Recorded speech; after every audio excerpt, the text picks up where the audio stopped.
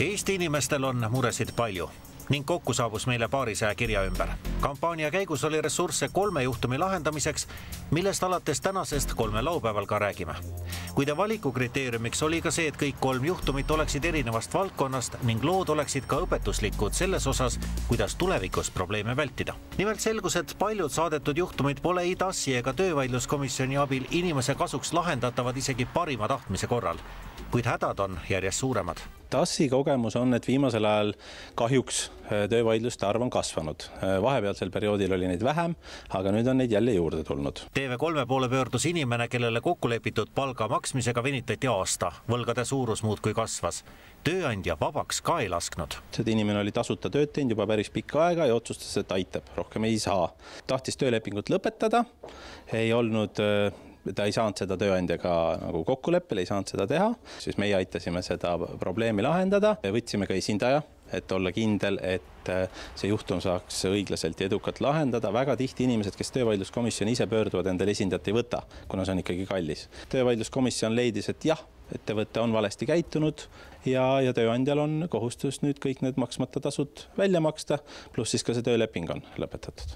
Oleks inimene olnud TASsi õigusabikulude kindlustuse klient enne, oleks see automaatselt kindlustusjuhtum olnud ja poleks olnud vaja isegi TV3 kampaanias väljavalituks saamist loota. Aga Tööinspektsioon kinnitab, et 100% edukalt inimesele raha tagasi tuua õnnestub vaid 3% juhtumitest ning ebaõnne põhjuseid on 3.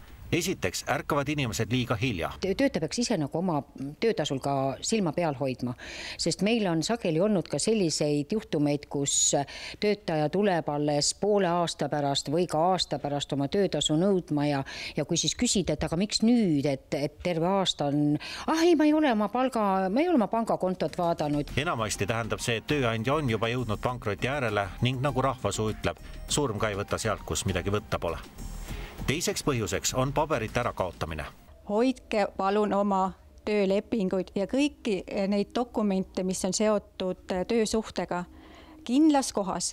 Et hetkel tekib väga palju situatsioone, kus kliendid tulevad ja ütlevad, et suure kolimisega on töölepingud kadunud, neil ei ole ühtegi dokumente ja tööandja ei väljasta neile koopiad. 3. veana loodavad inimesed liiga palju aumeeste mängule. Vormistage asjad kirjalikult, kui te midagi kokku lepite, pange see kirja, pange see üheselt arusaadavalt kirja. Järgmisel 2 nädalal kajastame kaupade kvaliteedi ja liikluskindlustuse probleeme.